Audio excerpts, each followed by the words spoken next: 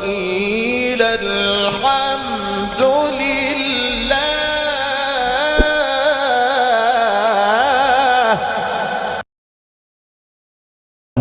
ورحمة الله وبركاته. إن الحمد لله نحمده ونستعينه ونستغفره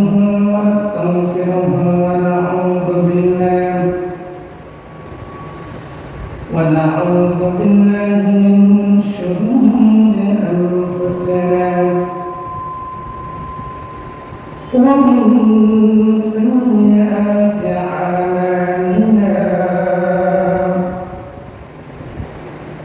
من يهده الله فلا مضل له ومن يضلله فلا هادي له. ونشهد أن لا إله إلا الله وحده لا شريك له. ونشهد أن سيدنا حبيبنا مولانا محمد الذي أرسله بالحق بشيرا ونذيرا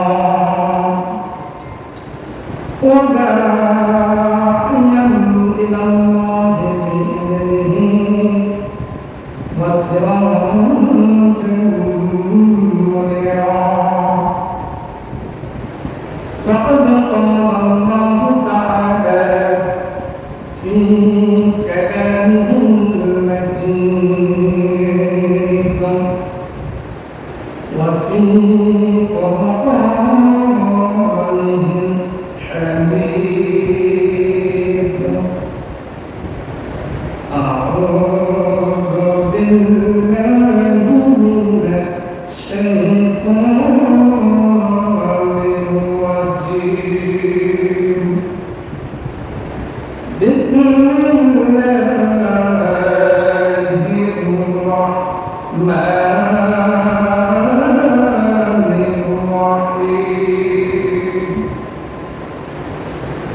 وما أرسلناك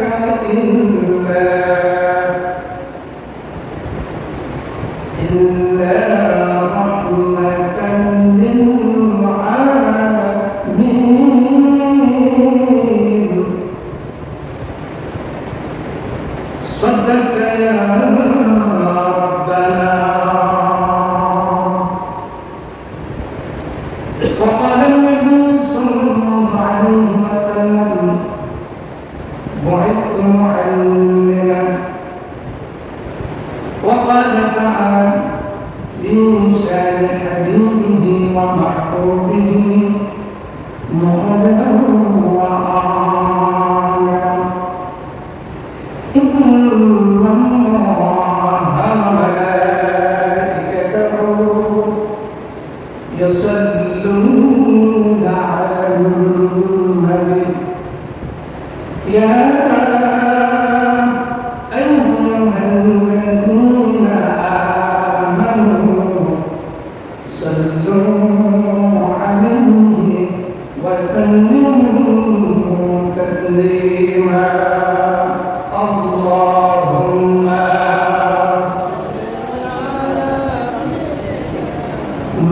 مولانا محمد وعلى آله سيدنا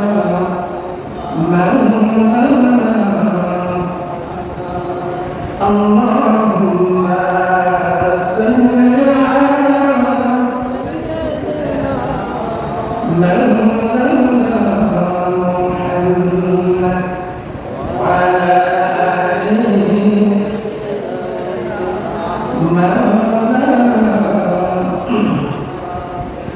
نهيد الجهال نسر محمد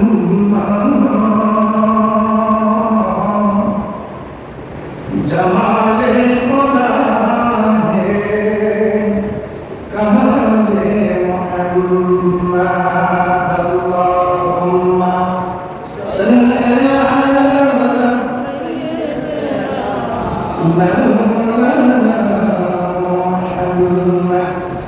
وعلى آل سيدنا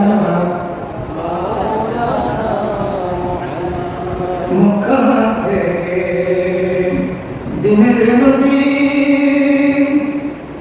মদিনাতে চলে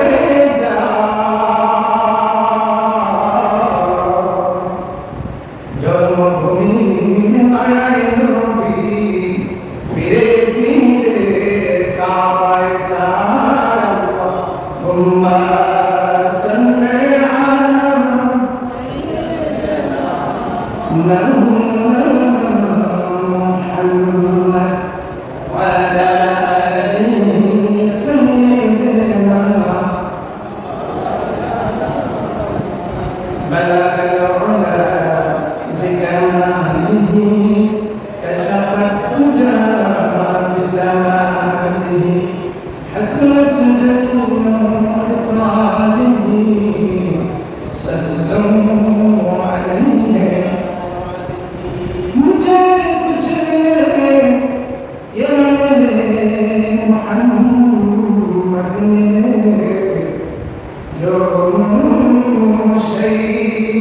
जिसे अल्लाह में बलग العلا بكماله كشف الدجى بجماله حسنت جميع خصاله صلوا عليه محترم সম্মানিত মুসলিম কিরাম সম্মানিত দিনদার ইমানদার ভাইরা পর্দার অন্তরালে অবস্থানরত আবেদ আসওয়াদে দাকেরা শাকেরা শক্তি সাধুবীর উপস্থিত গুরু দিনদার ইমানদার প্রিয় মা এবং বোনেরা মহান আল্লাহ সুবহানাহু ওয়া তাআলার দরবারে শুকরিয়া আদায় করছি যে মহান আল্লাহ সুবহানাহু ওয়া তাআলা আমাদেরকে আজকের এই জুমার দিনে অসংখ্য অগণিত মুসলমানদের মধ্য থেকে যাচাই করে বাছাই করে মনোনীত করে আল্লাহর ঘর মসজিদে আসার জন্য তৌফিক দান করেছেন সেজন্য আল্লাহ তাআলার দরবারে শুকরিয়া আদায় করছি আলহামদুলিল্লাহ। সালাম এবং দুরূদ সাইয়্যিদুল মুরসালিন রাহমাতাল লিল আলামিন মুহাম্মদুর রাসূলুল্লাহ সাল্লাল্লাহু আলাইহি ওয়াসাল্লাম মহাবিশ্বের মহাবিশ্ব মহাগ্রন্থ আল কোরআন কারীম এই 30 পারা কোরআনের অন্যতম একটি সূরা সূরার নাম হলো আম্বিয়া।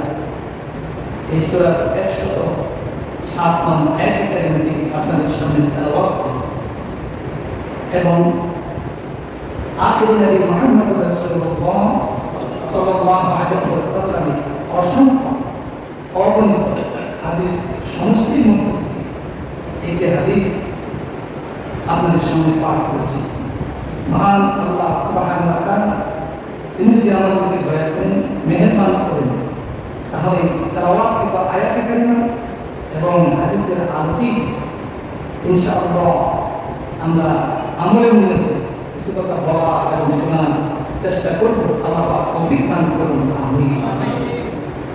মুসলিম ভাইরা, একজন বান্দা একজন মুমিন একজন আল্লাহর প্রকৃত বান্দা সর্ব অবস্থায় সর্বদা যার প্রশংসা যার গুণগান যার গুণকীর্তন পাঠ করবে তিনি কে? আল্লাহ। তিনি হচ্ছেন কে? আল্লাহ। আল্লাহর প্রশংসা আল্লাহর গুণগান আমরা যদি প্রকাশ করি এটা আমাদের লাভ, এটা আমাদের কল্যাণ, এটি আমাদের সফলতা। বলি সুবহানাল্লাহ।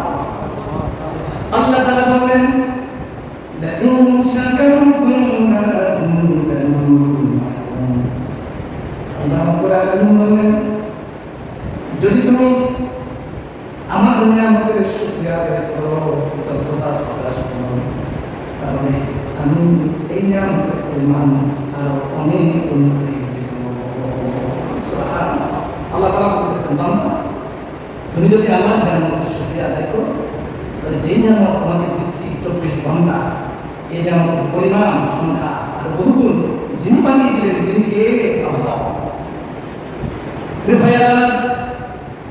আল্লাহ রাসূল সাল্লাল্লাহু আলাইহি ওয়াসাল্লামের কাছে সাহাবায়ে প্রশ্ন করলেন, ইয়া রাসূলুল্লাহ ইয়া হাবিবাল্লাহ, আপনার উম্মতের মধ্য থেকে কোন উম্মতেরা কিয়ামতের দিন সকলের আগে আগে জান্নাতে যাবে? সুবহানাল্লাহ। সব উম্মত তো একসাথে জান্নাতে যাবে না। নবীজির উম্মতের মধ্য থেকে কিছু উম্মত সবার আগে জান্নাতে চলে যাবে। সুবহানাল্লাহ। আউয়ালু মান ইউদআ ইলাল জান্নাহ, সাহাবায়ে কেরাম প্রশ্ন করলেন, ও আল্লাহর নবী, আপনি আমাদেরকে বলেন, আউয়ালু মান ইউদআ ইলাল জান্নাহ, সর্বপ্রথম জান্নাতে কোন ব্যক্তি যাবে? আল্লাহর হাবিব মুহাম্মদ রাসূলুল্লাহ সাল্লাল্লাহু আলাইহি ওয়াসাল্লাম বলেন, আল্লাযীনা ইয়াহমিদুনা আল্লাহ ফিস সামাওয়াতি ওয়াদ দুরর, আল্লাযীনা শব্দের অর্থ হলো যারা ইয়াহমিদুনা প্রশংসা করে, ইয়াহমিদুনা আল্লাহ রাব্বুল আলামিনের প্রশংসা যারা করে, ফিস সামাওয়াতি ওয়াদ দুরর, সুস্থ অসুস্থ সচ্ছল অসচ্ছল সর্বাবস্থায় যারা আল্লাহর নিয়ামতের শুকরিয়া আদায় করে, আল্লাহ বান্দা কিয়ামতের দিন সবার আগে আগে আল্লাহর জান্নাতে যাবে। তারা আমরা প্রশংসা করবো না আল্লাহ সর্বক্ষণ, অলওয়েজ, অর্গান, সর্বদা আমরা যা বললেন তাই প্রশংসা করবো, চলতে ফিরতে উঠতে বসতে কাজে কর্মে কথাবার্তা আচার আচরণে যে অবস্থায় থাকি আমরা প্রশংসা করবো কার? আল্লাহ। সম্মানিত মুসলমান, আমরা আল্লাহ পাকের যত বেশি প্রশংসা করবো তিনি আমাদের প্রতি ততই খুশি হবেন। আর আল্লাহ যদি খুশি হয়ে যায় সে বান্দাকে যখন দিবেন, পৃথিবীর কারো ক্ষমতা নাই এটা পরিমাণ দেওয়া। সুবহানাল্লাহ বলবো না? সুবহানাল্লাহ। আসুন যে আয়াতে কারিমা তেলাওয়াত করেছি, কোরআন কারীমের 21 নম্বর সূরা 17 নম্বর পারা 107 নম্বর আয়াত 141 নম্বর লাইন 5 নম্বর পৃষ্ঠা সূরাতুল আনবিয়া। আল্লাহ রাব্বুল আলামিন বলেন, ওয়ালা আরসালনাকা ইল্লা রাহমাতান লিল আলামিন। আল্লাহু আকবার। রব্বুল আলামিন বলতেছেন, হে রাসূল মুহাম্মদ সাল্লাল্লাহু আলাইহি ওয়াসাল্লাম, তোমাকে এই বিশ্ব যত জগৎ রয়েছে সমস্ত জগৎ সমূহের জন্য রহমত স্বরূপ প্রেরণ করেছি। রহমত যত জগৎ আছে, যত আলম রয়েছে, যত জগৎ সৃষ্টি জগৎ আছে, সমস্ত সৃষ্টির জন্য আল্লাহ তাআলা তার রাসূলকে রহমতের দরিয়া হিসেবে সৃষ্টি করেছেন। সুবহানাল্লাহ।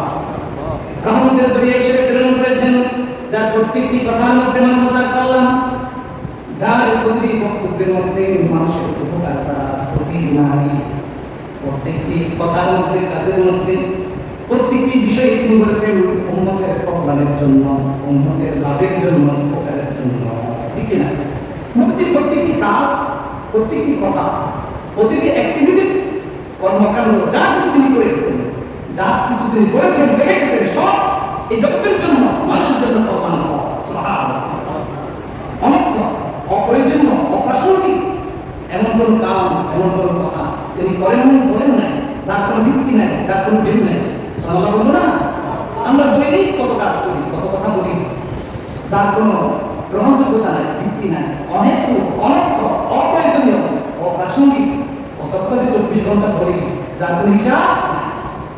কিন্তু আল্লাহ হাবিব মুহাম্মদ সাল্লাল্লাহু আলাইহি ওয়াসাল্লাম যত কথা তার জিন্দেগিতে বলেছেন, যত বক্তব্য তিনি দিয়েছেন, যত বাণী, যত কাজ তিনি করেছেন, প্রত্যেকটার মধ্যে রয়েছে মানবতার কল্যাণ, মানুষের কথা, মানুষের কথা। হাজিরি রাসূল করিম সাল্লাল্লাহু আলাইহি ওয়াসাল্লাম এমন কিছু সুন্নাহ আমাদের জন্য রেখে গেছেন। বিজ্ঞান 1500 বছর পরে এসে সায়েন্টিফিকগণ, বিজ্ঞানীগণ রাসূলের সেই কথাগুলোকে বিজ্ঞানাগারে, পরীক্ষাগারে, গবেষণাগারে নিয়ে পরীক্ষা নিরীক্ষা করে দেখলেন রাসূলের প্রত্যেকটি কথা সায়েন্টিফিক। সুবহানাল্লাহ। নবীজির প্রত্যেকটি কাজ, প্রত্যেকটি কথা বিজ্ঞানসম্মত।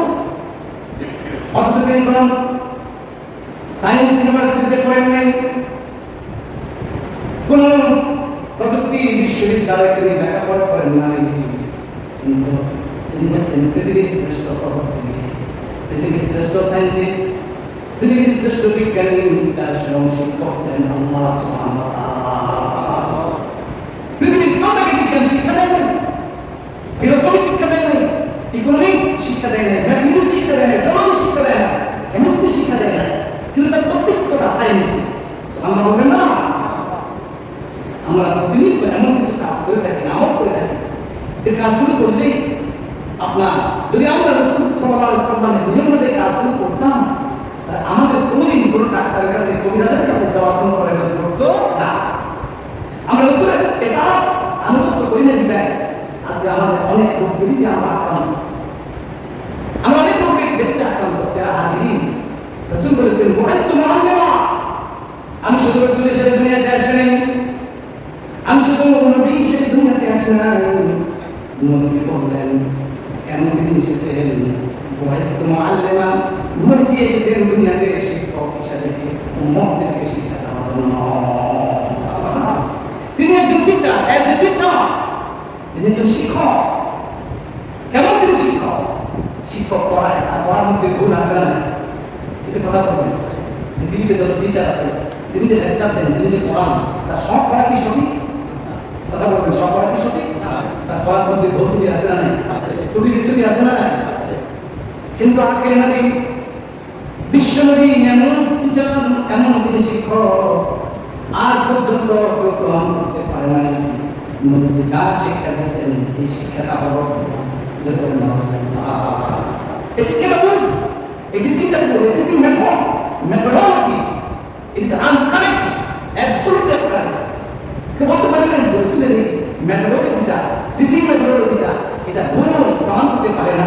সুবহানাল্লাহ বলবেন না? কেন তিনি এত বড় কথা তিনি বলেছেন? বুইসতু মুআল্লিমা, আমি জগতের জন্য শিক্ষক। শুধু মুসলমানদের শিক্ষক নন, শুধু বাংলাদেশের মুসলমানদের শিক্ষক নন, সৌদি আরবের মুসলমানদের শিক্ষক নন, সারা পৃথিবীতে যত মানুষ হয়েছে সমস্ত মানুষের জন্য শিক্ষক। সুবহানাল্লাহ। তিনি হচ্ছেন আলোর প্রদীপ। আল্লাহ তাআলা তার সম্পর্কে কোরআনে হাকিমে বলেন, কোরআনুল কারীমের 33 নম্বর সূরা 21 নম্বর পারা, 33 নম্বর সূরা 21 নম্বর পারা, 46 নম্বর আয়াত, 33 নম্বর লাইন, 5 নম্বর পৃষ্ঠা, সূরা আহজাব। সূরা আহজাবের ভিতরে আল্লাহ তাআলা বলেন, ওয়া দাঈয়ান ইলাল্লাহি বিইذনিহি ওয়া সিরাজান মুনীরা। সুবহানাল্লাহ। ওয়া দাঈয়ান ইলাল্লাহ, তিনি হচ্ছেন আল্লাহর দিকে মানুষদেরকে আহ্বানকারী, দাঈ ইলাল্লাহ। ওয়া সিরাজান মুনীরা, হুজ্জত প্রদীপ। আল্লাহ তাআলা রাসূলকে হুজ্জত প্রদীপের সাথে তুলনা করেছেন, সূর্যের সাথে তুলনা করেন নাই, চন্দ্রের সাথে তুলনা করেন নাই, আকাশের অগণিত অসংখ্য তারকারাজির সাথে তাকে তুলনা করেন নাই। আল্লাহ তাআলা রাসূলকে জ্বলন্ত প্রদীপ বাতির সাথে তুলনা করেছে। সুবহানাল্লাহ। এর হিকমত, এর রহস্য কি?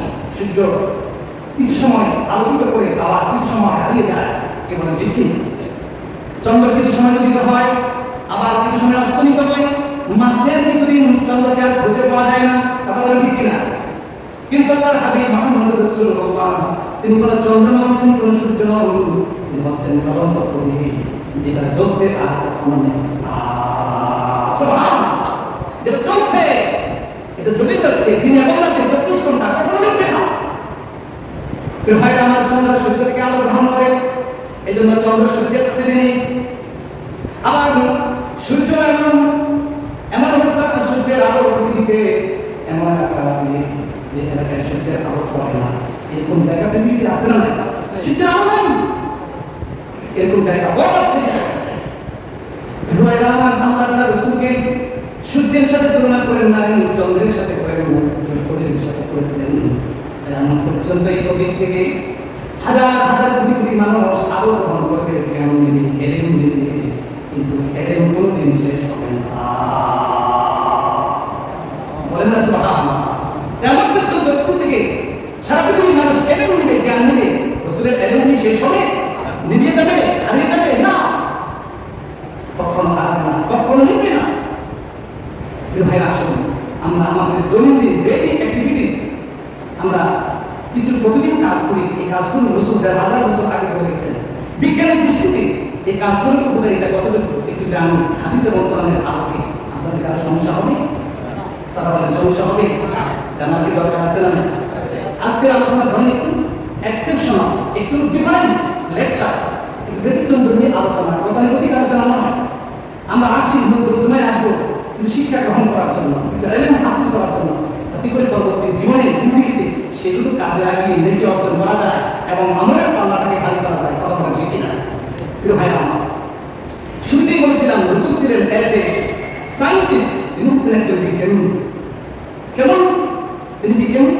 প্রিয় ভাই আমার, এক এক করে অল্প সময়ের মধ্যে যতটুকু সময় পায় এই সময়ের মধ্যে কিছু কথা বলবো ইনশাআল্লাহ। আল্লাহ পাক যেন আমাদেরকে শোনার তৌফিক দান করেন, বলেন আমিন। রাসূলুল্লাহ সাল্লাল্লাহু আলাইহি ওয়াসাল্লামের সুন্নাহ হলো আমরা যে কাপড় চোপড় পরিধান করি, আমরা কেউ লুঙ্গি পরি, কেউ পায়জামা পরি, কেউ প্যান্ট পরি, কেউ ধুতি পরি, পরি না পরি না? কথা বলে পরি না? এখন এখানে বসে আছেন অনেকে লুঙ্গি পরা, অনেকে পায়জামা পরা, প্যান্ট পরা, কি বলে ঠিক কিনা? আল্লাহ নবী মুহাম্মদ সাল্লাল্লাহু আলাইহি ওয়াসাল্লাম এখন থেকে ১,৫০০ বছর আগে তাকবীর নিচে কাপড় চোপড় পরিধান করতে নিষেধ করেছে। সুবহানাল্লাহ বলবেন না? এখন থেকে ১,৫০০ বছর আগে লুঙ্গি বলেন, প্যান্ট বলেন, পায়জামা বলেন, যা কিছু বলেন তাকবীর নিচে পরিধান করতে নিষেধ করেছে। বলেন তো রাসূলের বক্তব্যের মধ্যে যৌক্তিকতা আছে না? বাস্তবতা আছে না? এবার বিজ্ঞান কি বলে? কেন আল্লাহ রাসূল সাল্লাল্লাহু আলাইহি ওয়াসাল্লাম তাকবীর নিচে জামা কাপড় পরিধান করতে নিষেধ করলেন? এর বৈজ্ঞানিক ব্যাখ্যাটা কি? ১,০০০ বছর পরে এসে বিজ্ঞান বলল আল্লাহর নবী ১,০০০ বছর আগে বলেছেন পুরুষের জন্য তাকবীর নিচে পায়জামা লুঙ্গি পরিধান করা যাবে। যে ব্যক্তি তাকবীর নিচে জামা কাপড় পরবে তার সেই অংশটি জাহান্নামে চলে যাবে। বুখারীর ভিতরে হাদিস এসেছে ৫,২৭১ নম্বর হাদিস। আল্লাহর হাবিব বলেছেন পুরুষ যদি তাকবীর নিচে জামা কাপড় পরে তাহলে ওই অংশটুকু কিয়ামতের দিন জাহান্নামে চলে যাবে। যদি বলেন নাউজুবিল্লাহ। আমাদের দেশে আছে না? আজকে বলবেন আছে না? মডার্ন আলট্রা মডার্ন আধুনিক শাস্তি দিয়ে তাকবীর নিচে প্যান্ট পরে। কথা বলেন আছে না? নিজেকে খুব বড় শিক্ষিত স্মার্ট ওভার স্মার্ট হিসেবে সমাজের কাছে করতে দেয়। দেখো আমি তাকবীর নিচে প্যান্ট পরেছি, তাকবীর নিচে কাপড় পরেছি, এর মধ্যে কোনো বিদ্যা নাই। আল্লাহর হাবিব কেন বলেছেন? বিজ্ঞান কি বলে? ভাইরা আমার, মানুষের শরীরের এই তাকবীর নিচ থেকে এক ধরনের হরমোন বের হয়। এই হরমোনটা বের হওয়ার জন্য আলো বাতাস দরকার হয়। আলো বাতাসের প্রয়োজন হয় কোন পুরো যদি তাকবীর উপর অংশ বাকি, কোন পুরো যদি তাকবীর উপর অংশ খোলা না থাকে, কেউ যদি তাকবীর নিচে জামা কাপড় পরিধান করে তাহলে তার কি ক্ষতি হবে? বিজ্ঞান বলেছে ১ নম্বরে ক্ষতি হলো তার যৌন শক্তি কমে যাবে। ২ নম্বরে হলো তিনি বুকে আক্রান্ত হয়ে যাবেন। ১ নম্বরে হলো তার যৌন শক্তি কমে যাবে।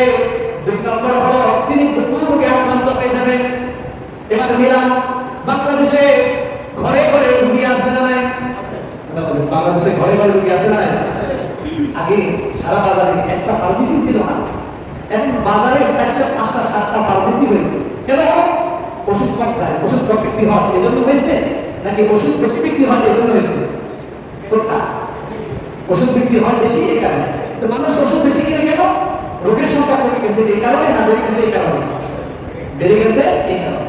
খেয়াল করে দেখেন লক্ষ্মীপুর ডিস্ট্রিক্টে আগে হাসপাতাল ছিল একটা দুটো, এখন কি আপনার লক্ষ্মীপুর জেলায় একটা দুইটা হাসপাতাল না আরো বেশি? কথা বলি কতটা বেশি? তাহলে হাসপাতাল বেশি হচ্ছে কিনা রোগীর সংখ্যা কতটা বেশি? আমার ভাইরা, আল্লাহর হাবিব ১,০০০ বছর আগে বলে গেছে আমার উম্মতেরা শোনো, তোমরা কেউ তাকবীর নিচে কাপড় পরিধান করবে না। তাকবীর নিচে যদি কাপড় পরিধান করো তোমাদের যৌন শক্তি হারিয়ে যাবে। দুই নম্বর বিভিন্ন রোগে তোমরা আক্রান্ত হবা। চিন্তা করে দেখেন, একটা সুন্নাত যদি আমরা মেনে চলতাম, একটা নাম্বার 1 অনলি ফর ওয়ান সুন্নাহ, যদি একটি সুন্নাত যদি আমরা মেনে মানতাম তাহলে আমরা কি বহু রোগ থেকে বাঁচতাম না? কথা বলেন, আমার কথা কি আপনারা বুঝেন? ভাইরা, মুসলিম ভাইরা, আমার কথাগুলি কি আপনারা বুঝেন? এই যে দেখেন, আমি আপনি তাকবীর নিচে কাপড় পরতেছি, দুঃখজনক হলো সত্য, লজ্জাজনক হলো সত্য। আজকে বহু বিবাহ ভেঙে যাচ্ছে, বহু বিবাহ ভেঙে যায়। কেন? মেয়েটি বলে ছেলেটির সমস্যা আছে, এই জাতীয় কথা কি আছে না?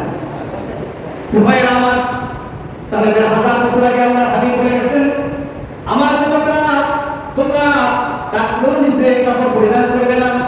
বিজ্ঞান 1000 বছর আগে পড়ে এসে ব্যাখ্যা দিল আল্লাহর নবীর এই বক্তব্য 100 বার হওয়া সঠিক। সুবহানাল্লাহ। আল্লাহর নবীর বক্তব্য 100 বার কি সঠিক। এরপরে 2 নম্বর, আমাদের দেশে কিছু যুবক এবং যুবতী তরুণ আপনার আমার চোখে করে ভুল আছে না? কথা বলে প্রত্যেকটা যে চোখের উপরে লোম আছে না? এই চোখের লোমকে কি করে? ভ্রু করে।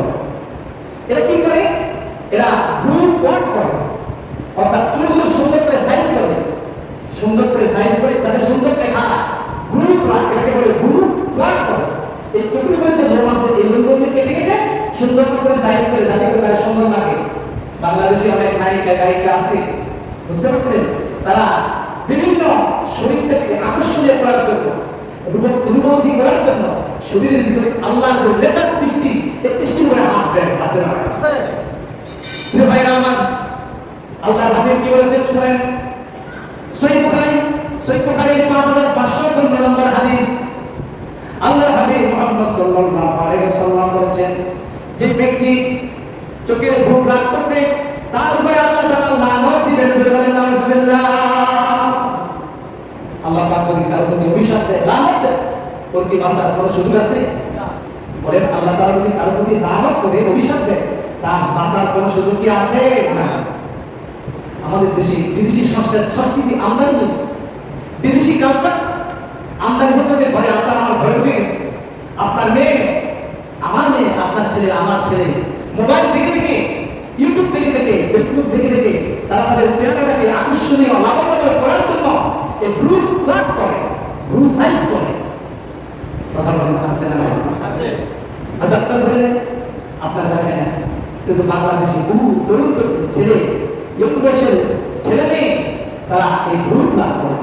আর রাসূল সাল্লাল্লাহু আলাইহি ওয়াসাল্লাম বুখারী 5515 হাদিস বলেছেন, যারা এই ভ্রু প্লাক করবে তাদের উপর আল্লাহ তাআলা লানত দিবেন। জোরে বলেন আলহামদুলিল্লাহ। প্রিয় ভাইরা আমার, এই সম্পর্কে বিজ্ঞান বলেন আল্লাহর হাবিবের কথা কোনটাই অহেতুক নয়, কোনটা অপ্রয়োজনীয় নয়, প্রাসঙ্গিক নয়। 1500 বছর পরে এসে রাসূল কেন বললেন তোমরা ভ্রু প্লাক করো না?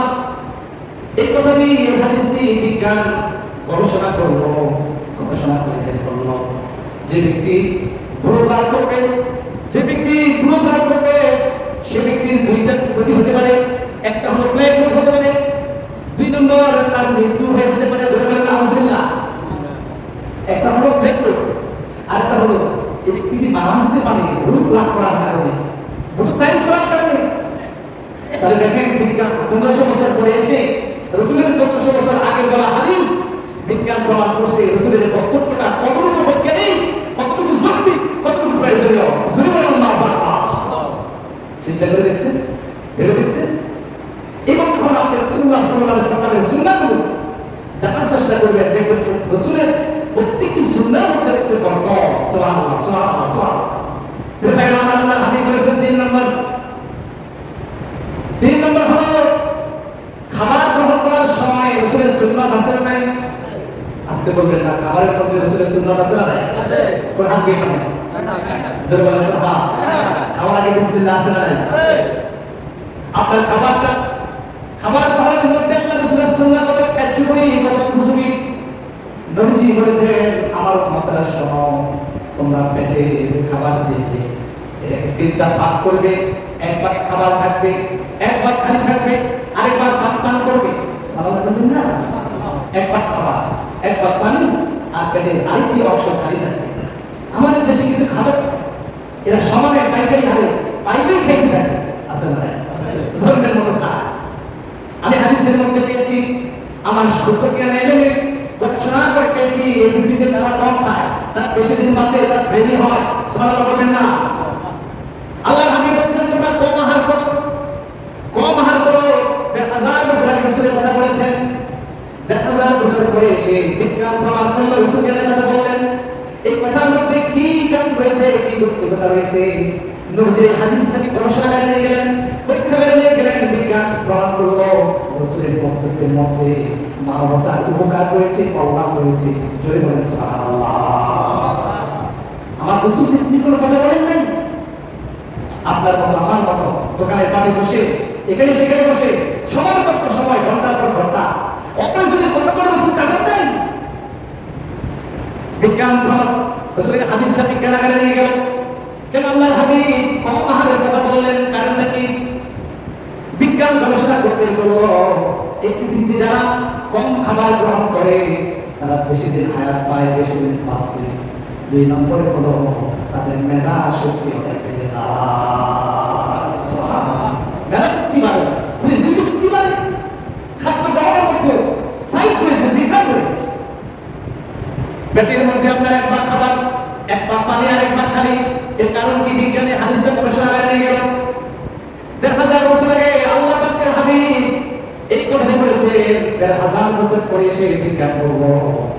রসুলের হাদিসের মধ্যে, সুন্নাহর মধ্যে 105 বিজ্ঞান রয়েছে। সুবহানাল্লাহ। রসুলের কোন উম্মতকে খাবার গ্রহণ করার সময় এই হাদিস মেনে চলে, সেই অসংখ্য লোক বেঁচে থেকে বেঁচে যাবে। সুবহানাল্লাহ বলবেন না? ভাইরা কেমনে কথা বলেন, কেমনে পেট ভরে খায়। আমাদের পেটের মধ্যে একটা জিনিস আছে, নাম হলো পাকস্থলী। কি বলে? পাকস্থলী আছে না? এই পাকস্থলী খাদ্যটাকে হজম করার জন্য স্পেস জায়গা আপনাকে দেওয়া লাগবে। আপনি পুরোটা পেট ভর্তি করে রাখেন, তাহলে জায়গাটা এটাকে হজম হওয়ার জায়গাটা কোথায়? এই জন্য বিজ্ঞান বলল কেউ যদি পেট করে খায়, কেউ যদি পেট করে খায়, তার 100 বার ডায়াবেটিস হবে। কি হবে? কথা বলেন না, কি হবে? ডায়াবেটিস। বাংলাদেশে আজকে ডায়াবেটিস আছে না? সংখ্যা কম না বেশি? আমার মনে হয় আপনাদের এই বসি করে ডায়াবেটিস নাই, ছোট্ট বাচ্চা 6-7 বছরের বাচ্চা, তারও ডায়াবেটিস ধরা পড়ে। করে না? করে না? কেন করে? ওই যে খাবার খাবার মধ্যে স্বাস্থ্যসম্মত খাবার তো পাই না। রসুলের সুন্নাহ অনুযায়ী খাবার খাই নাই। রাত্রিবেলায় খাবারটাকে গ্রহণ করতে বলেছেন মুহাম্মদ সাল্লাল্লাহু আলাইহি ওয়াসাল্লাম। আমরা কি করে 2টা-3টা পর্যন্ত থেকে থাকি, মাত্র একটা সময় খেতে যাই।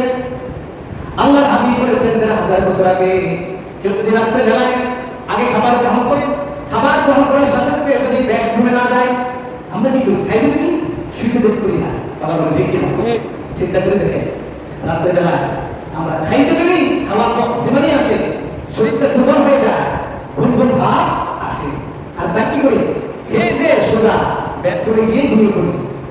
তো ভাই আমার আল্লাহ হাবিব 1000 বছর আগে বলেছেন, আমার উম্মতেরা শোনো, রাত্রে বেলায় আগে আগে খাবার গ্রহণ করবে, আর খাবার গ্রহণ করার পর কিছু সময় হাঁটা চলা করবে, কিছু সময় পায়চারি করবে, এবং দীর্ঘ সময় তুমি ঘুমিয়ে থাকবে। দীর্ঘ সময় তুমি ঘুমিয়ে থাকবে তোমার খাবারটা হজম হওয়ার জন্য। যতটুকু সময় দরকার না, প্রিয় ভাই আমার আল্লাহ হাবিব বলেছেন, রাত্রে বেলায় কেউ যদি খাবার গ্রহণ করার পরে পায়চারি করে কিছুক্ষণ হাঁটাচলা করে, তার আর কোনোদিন ডায়াবেটিস হবে না। সুবহানাল্লাহ। কি হবে না? কথা বলেন, কি হবে না? ডায়াবেটিস। আচ্ছা, কি আমরা কি রাতের বেলায় ঘুমাই না জেগে থাকি? কথা বলেন, আমরা কি ঘুমাই না জেগে থাকি? আচ্ছা, ঘুমের ভিতরে রাসূলের সুন্নাহ আছে না?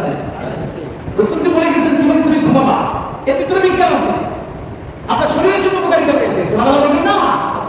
আমাদের দেশে ঘুমের বিভিন্ন স্টাইল আছে। কেউ আছে প্যাট নিচের দিকে দিয়া ঘুমায়, আছে না?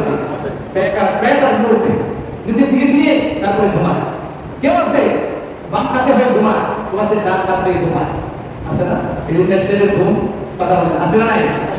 আল্লাহর হাবিব বলেছেন, বান্দা আমার উম্মতরা শোনো, তুমি যখন ঘুমাতে যাবে কিভাবে তুমি ঘুমাবে? ঘুমের ভিতর রাসূল উম্মতের জন্য কল্যাণ রেখে দিয়েছেন, উপকারিতা রেখে দিয়েছেন। তুমি ডান হাত হয়ে কাত হয়ে ঘুমাবে, ডান হাতটা আমার মাথার নিচে দিয়ে ডান কাত হয়ে ঘুমাবে।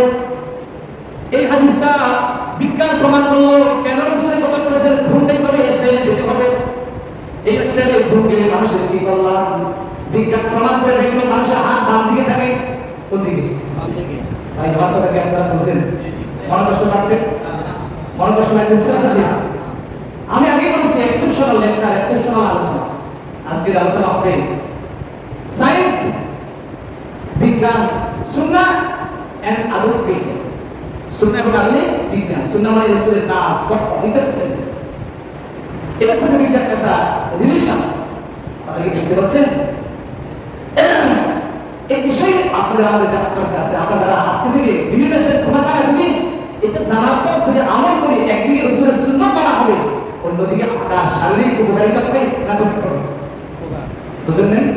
রাসূলের সুন্নাহ যদি আপনি মানেন একদিকে রাসূলের সুন্নাত মানা সওয়াব আপনি পাবেন না পাবেন না, অন্যদিকে আপনার শারীরিক স্বাস্থ্যগত উপকারিতা হবে না হবে না? কি উপকারিতা হবে? আল্লাহ হাবিব বলেছেন ডান হাতটা মাথার নিচে দিয়ে ডান কাঁধে ঘুমাতে। আল্লাহ হাবিব কেন এই কথা বললেন? বিজ্ঞানীরা হাদিসটা গবেষণাগারে প্রমাণ করলো, রিসার্চ করলো, গবেষণা করে দেখলো মানুষের বাম দিকে থাকে তার রূহ কপাল। কেউ যদি বাম কাঁধ হয়ে ঘুমায় তার কানের উপরে চাপ পড়বে, কথা বলে ঠিক কিনা? হাড়ের উপরে চাপ পড়বে, এতে করে হাড়ের উপরে প্রেসার পড়বে, হাত ক্ষতিগ্রস্ত হতে পারে। এই জন্য হাজার বছর আগে আল্লাহ নবী বলেছিলেন তুমি যখন ঘুমাতে যাবে ডান কাঁধে ঘুমাবে, যাতে করে তোমার আগের কোনো ক্ষতি না হয়। সুবহানাল্লাহ বলবেন না? আচ্ছা, আল্লাহ রাসূল কি আমাদেরকে সুস্থভাবে বাঁচার কথা বলেছেন না মরার কথা বলছেন? সুবহানাল্লাহ বলবেন না? প্রিয় ভাইরা আমার, এবারে আসেন আমাদের দেশে কিছু কিছু এলাকায় বিয়ে শাদীতে নতুন জামাইকে স্বর্ণের সেল উপহার দেয়, স্বর্ণের আংটি দেয়, আছে না নাই? ভাই আপনারা কথা বলেন না, আমি মনে করি যে আপনারা বুঝেন না। যখন কথা বলেন তাহলে বুঝে কথা বুঝতেছেন, আর যদি কথা না বলেন তাহলে তো ঘুমিয়ে আছেন বা অন্য মানুষ আছে, বললে লাভ আছে, সওয়াব আছে। সুবহানাল্লাহ বলেন সুবহানাল্লাহ বলেন। তো আমাদের আগের দিনে বেশি চরিত্র একটু পড়ছে, নতুন জামাই নেই, দাদি শাশুড়ি, নানি শাশুড়ি, খালা শাশুড়ি দেখতে গেলে নতুন নতুন সে, তারপরে গরিব স্বর্ণের শেষে স্বর্ণের গরিব আর স্বর্ণের গরিবটা স্বর্ণের আংটি গিফট উপহার দেয় না দেয় না? কথা বলে না, দেয় না দেয় না? আপনারা বলেন তো পুরুষের জন্য স্বর্ণ ব্যবহার করা জায়েজ না না জায়েজ? রাসূল বলেছেন 1000 বছর আগে, আল্লাহ হাবিব বলেছেন 1000 বছর আগে, 1000 বছর আগে। এখন তো কেন যদি এটা নাজায়েজ হলো? মেয়েরা স্বর্ণালঙ্কার পরিধান করতে পারবে, তাদের কোনো ক্ষতি হবে না, কিন্তু পুরুষরা স্বর্ণালঙ্কার পরিধান করতে পারবে না, রাসূল নিষেধ করেছেন। এই নিষেধের পিছনে কোনো কারণ আছে না নাই? আসতে বলেন, আছে না নাই? কি কারণ আছে? আমরা এতদিন কি জানছি? কথা বলেন, আমরা এতদিন কি জেনেছি না? জানি না, জানার চেষ্টা করি নাই। কেন? রাসূল নিষেধ করেছেন স্বর্ণ ব্যবহার করা। প্রিয় ভাইরা আমার, সহিহ বুখারীর 1655 নম্বর হাদিস, আল্লাহর হাবিব বলেছেন আমার উম্মতের পুরুষদের জন্য স্বর্ণ ব্যবহার করা হলো হারাম। সুবহানাল্লাহ। নবীজি বলেছেন 1655 নম্বর হাদিস সহিহ বুখারী, আমার উম্মতের পুরুষদের জন্য স্বর্ণ ব্যবহার করা হলো হারাম, নারীদের জন্য নয়, পুরুষদের জন্য। আল্লাহ হাদিসে এই জিনিস, এই হাদিসটা সায়েন্স পরীক্ষা করতে গেলে তিনি বললেন পুরুষদের জন্য হারাম, নারীদের জন্য হারাম, পুরুষদের জন্য জায়েজ, নারীদের জন্য নাজায়েজ। কারণটা কি? বিজ্ঞান পরীক্ষা করে নিয়ে গেল এই স্বর্ণের মধ্যে এমন একটা পদার্থ আছে, স্বর্ণের মধ্যে পদার্থ কাকে বলে? পদার্থ কি জিনিস? পদার্থ যার আকার আছে, আয়তন আছে, আমাদের খেয়াল করে পদার্থ কাকে বলে? যার আকার আছে, আয়তন আছে, স্থান দখল করে, তাই বলে কি পদার্থ। তো স্বর্ণের মধ্যে এমন একটি পদার্থ আছে, এই পদার্থটা যদি কোনো পুরুষের স্কিনের সাথে, স্কিন মানে আমাদের এই ত্বক, আমার এই আঙ্গুলের দিকে তাকান, চামড়া চামড়া, তো স্বর্ণ যদি কোনো পুরুষের স্কিনের সাথে এক হয়ে যায়, লেগে যায়, এখন স্বর্ণের সেল যদি পরে স্কিনের সাথে লাগে না লাগে না? স্বর্ণের আংটি পরলে লাগে না লাগে না? বিজ্ঞান বলল পুরুষ যদি স্বর্ণের সেল পরে, স্বর্ণের অর্নামেন্ট, স্বর্ণের অলংকার যদি সে পরিধান করে, এর মধ্যে এমন একটা পদার্থ রয়েছে, এই পদার্থ যখন পুরুষের স্কিনের সাথে লেগে যায়, কোন পুরুষের স্কিনের সাথে লেগে যায়, সেই স্কিনের সাথে ওই পদার্থটা আপনার পুরুষের ব্লাডের ভিতরে ঢুকে যায়, রক্তের ভিতরে ঢুকে যায়। ওই পদার্থটা স্কিনের সাথে, স্কিনের ভিতর দিয়ে আপনার আমার রক্তের মধ্যে ঢুকে যায়। এখন আপনি যখন বিভিন্ন ডাক্তারের কাছে যাবেন, দেখবেন ডাক্তাররা যত পরীক্ষা দেয় এর মধ্যে ব্লাড টেস্ট দেয় না দেয় না? কথা বলে না, দেয় না দেয় না? আপনার ইউরিন টেস্ট দেয় না দেয় না? এখন বলে তো ব্লাডের সাথে আপনার কত মাথা ব্যথা, শরীরে ঘাড়ে ব্যথা, পিঠে ব্যথা, ব্লাড টেস্ট দেয় কেন? আপনার ইউরিন টেস্ট দেয় কেন? কারণ দেয় নিশ্চয়ই কারণ আছে না? কথা বলে না, কারণ আছে না? রক্ত যদি দূষিত হয়ে যায়, আপনার ব্লাডে রক্ত যদি দূষিত হয়ে যায়, আপনার দেহ অসুস্থ না অসুস্থ? অসুস্থ। কথা বলে, ব্লাড মানে রক্ত, আপনার আমার দেহে রক্ত যদি দূষিত হয়ে যায় তাহলে আপনি আমি অসুস্থ। কথা বলে ঠিক কি? তাহলে স্বর্ণের সেট কেন ব্যবহার নিষেধ করলেন? স্বর্ণ ব্যবহার কেন আল্লাহ হাবিব 1000 বছর আগে নিষেধ করেছেন? কারণটা কি? স্বর্ণের মধ্যে এমন একটা পদার্থ আছে, কোন পুরুষ যখন স্বর্ণের নামে স্বর্ণের গহনা কি যখন পরিধান করতে, ত্বকের সাথে স্কিনের সাথে ওই পদার্থটা পুরুষের রক্তের মধ্যে চলে যাবে। রক্তের মধ্যে যখন চলে যাবে এর পরিমাণ যদি 23 গ্রাম হয়, কত গ্রাম? 23 গ্রাম। যেটা পরিমাণ করছে আংটি হিসেবে হোক সেই হিসেবে হোক, এর পরিমাণ যদি 23 গ্রাম হয়, তার বিজ্ঞান বলছে ওই ব্যক্তির স্মৃতি শক্তি সব হারিয়ে যাবে। নাউজুবিল্লাহ বলবেন না? স্মৃতি শক্তি মানে বুঝেন তো? 3 দিন আগে আপনি কাকে কি করতে বলেছেন, কি কাজ করেছেন, কার সাথে কি করছেন, এখন এসে সব বলে যাবেন। 1 ঘন্টা আগে, 2 ঘন্টা আগে, 3 ঘন্টা আগে কি করছেন আপনার মেমোরিতে নাই, মাথায় নাই। এর কারণ হলো আপনার স্মৃতি শক্তি ল্যাপস হয়ে যাবে, স্মৃতি শক্তি হারিয়ে যাবে। এর কারণ হলো আপনি সব ব্যবহার করেছেন, স্মৃতি শক্তি হারিয়ে যাবে। 2 নম্বরে হলো মানুষের আগের স্মৃতি সব হারিয়ে যাবে, মানুষ সব কিছু ভুলে যাবে। কিন্তু সমাজে এমন এমন মানুষও আছে 30 বছর আগে, 40 বছর আগে, 20 বছর আগে, 10 বছর আগে কি করছে এখনো তার কাছে যত্ন আছে না। আর এমন মানুষ আছে 1 ঘন্টা, 2 ঘন্টা, 3 ঘন্টা কি করছে সেটা সে ভুলে গেছে। প্রিয় ভাইরা আমার, রাত্রিবেলায় যখন আপনি ঘুমাতে যাবেন বাতি নিয়ে ঘুমাবেন, এই কথা বলেছেন মুহাম্মদ সাল্লাল্লাহু আলাইহি ওয়াসাল্লাম। কিছু মানুষ আছে রাত্রিবেলায় ঘুমাতে গেলে লাইট জ্বালিয়ে ঘুমায়, আছে না? দেখেন এখানে বিজ্ঞান আছে, এখানে আপনার আমার কল্যাণ আছে। রাসূল প্রত্যেকটা কথা বলেছেন মানুষের কল্যাণের জন্য। রাত্রিবেলায় ঘুমানোর সাথে বাতি নিয়ে ঘুমান, সংযুক্তটা কি, কার সাথে কি, এর মধ্যে কি ফায়দা আছে, কি লাভ আছে? নিচে লাভ আছে না? কথা বলে লাভ আছে না? এই হাদিসটা 1 নয় 2 নয়, আমি আমার এই ক্ষুদ্র জ্ঞানে, এই ছোট্ট মানুষ ক্ষুদ্র জ্ঞানে রাসূলের 1500 হাদিস, 1000 হাদিস, যেগুলো বিজ্ঞানকারী নিয়ে পরীক্ষাগারে রিসার্চ করে গবেষণা করে দেখছে রাসূলুল্লাহ প্রত্যেকটি কথা সাইন্টিফিক। রাত্রিবেলায় ঘুমাতে যাবে বাতি নিয়ে ঘুমাবে, এটা বলেছে মুহাম্মদ সাল্লাল্লাহু আলাইহি ওয়াসাল্লাম। দেখছেন ঘুমানোর সময় আপনি যদি ঘুমানোর সময় লাইট অফ করে না ঘুমান, তাহলে আপনার ব্রেনের মধ্যে এমন একটা জিনিস আছে নাম হলো অ্যানাটমি। ব্রেনের মধ্যে এমন একটা জিনিস নাম হলো অ্যানাটমি। এই অ্যানাটমি রস শরীরের মধ্যে ব্রেন থেকে শরীরে আসবে না। সুবহানাল্লাহ বলেন।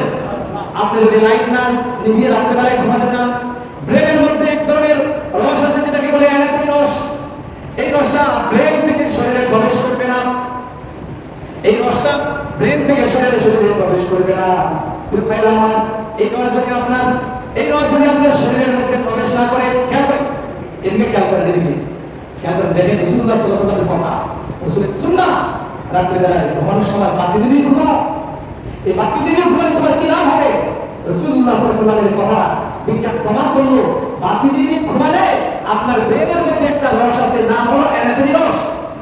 এই অ্যানাটমি রসটা আপনার দেহের ব্রেন থেকে দেহের মধ্যে আসা হবে। আর যদি বাতি দিয়ে ঘুমান, রসটা ব্রেন থেকে দেহের মধ্যে আসবে। বিজ্ঞান বলেছে কেউ যদি রাত্রিবেলায় লাইট না নিভিয়ে ঘুমায়, লাইট জ্বালিয়ে ঘুমায়, এই অ্যানাটমি রস ব্রেন থেকে তার শরীরে আসবে না। যদি না আসে, ওই ব্যক্তিটা ক্যান্সার হবে, ক্যান্সারে আক্রান্ত হয়ে মারা যাবে। আল্লাহু আকবার বলবেন না? জোরে বলেন আল্লাহু আকবার। আমাদের দেশে ক্যান্সারের রোগী আছে না? আছে। আগে তো ক্যান্সার পাচ্ছে, কথা বলে বলতে না পারছে, ডায়াবেটিস রোগীর সংখ্যা কমছে না পারছে, যৌন ক্ষেত্রে অকৃতকার্য এরকম রোগী এদের সংখ্যা কমছে না পারছে। নানান রোগীতে আমরা আক্রান্ত, চলে যায় ডাক্তারের কাছে, ফার্মেসিতে খাই ওষুধ নিয়ে চিকিৎসা, কিন্তু ভালো হয় না। কেন ভালো হবে? আমরা যদি রাসূলুল্লাহ সাল্লাল্লাহু আলাইহি ওয়াসাল্লামের সুন্নাহ মেনে চলতাম, কোন ডাক্তারের কাছে যাওয়া লাগতো না, কোন ফার্মেসি থেকে ওষুধ খাওয়া লাগতো না, এমনি আমরা সুস্থ থাকতাম। যে বলেন সুবহানাল্লাহ।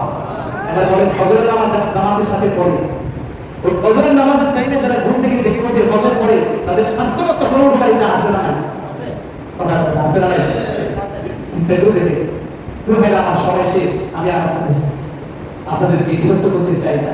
আমার তবিয়ত হলো, আমার খাসলত হলো, আমার বৈশিষ্ট্য হলো, আমি একটি সাবজেক্টের উপরে কথা বলি, ওই সাবজেক্টের মধ্যেই থাকি এবং চেষ্টা করি ওই সাবজেক্ট সম্পর্কে, বিষয় সম্পর্কে একটি কনসেপ্ট, একটি ধারণা, একটি আইডিয়া মুসলিমদেরকে দেওয়ার চেষ্টা করি, যাতে করে এখান থেকে কিছু এলেম হাসিল করে আমল করে সেটা আমলের পাল্লাটাকে ভারী করতে পারে, অন্যদিকে এখান থেকে সেটা কল্যাণ লাভ করতে পারবে। তাহলে মনে করেন আজকের আলোচনা আমাদের প্রয়োজন আছে না? কোরআন এবং হাদিসের প্রত্যেকটি কথা প্রয়োজনীয়, কথা বলা ঠিক না? কোরআন এবং হাদিসের প্রয়োজনীয় কথা আছে, কোনো বক্তব্য নাই, কিছু নাই। যা আছে মানুষের কল্যাণ, মানুষের কি কল্যাণ, ওই শিফাউল লিন্নাস। আল্লাহ কোরআনকে বলছেন ওই শিফাউল লিন্নাস, মানবতার জন্য কোরআন হলো মানব। সুবহানাল্লাহ বলবেন না? সুবহানাল্লাহ। কোরআন শুধু তেলাওয়াতের কিতাব না, আল্লাহ তাআলা বলতেছেন ওই শিফাউল লিন্নাস, মানবতার জন্য এটা হলো শিফা। আর তেলাওয়াত কোরআন যেরকম আমরা পড়ি তেলাওয়াত, আল্লাহ রাসূল হাদিস তো আমরা শুধু মানবতার জন্য তেমনি করে কল্যাণ হয়। আল্লাহ সুবহানাহু ওয়া তাআলা আমাদেরকে আজকের এই আলোচনা থেকে যতটা ইলম হাসিল করে আমল করে আমাদেরকে আল্লাহ নিরন্তর সুন্নাতে আমল করতে না করে আমিন।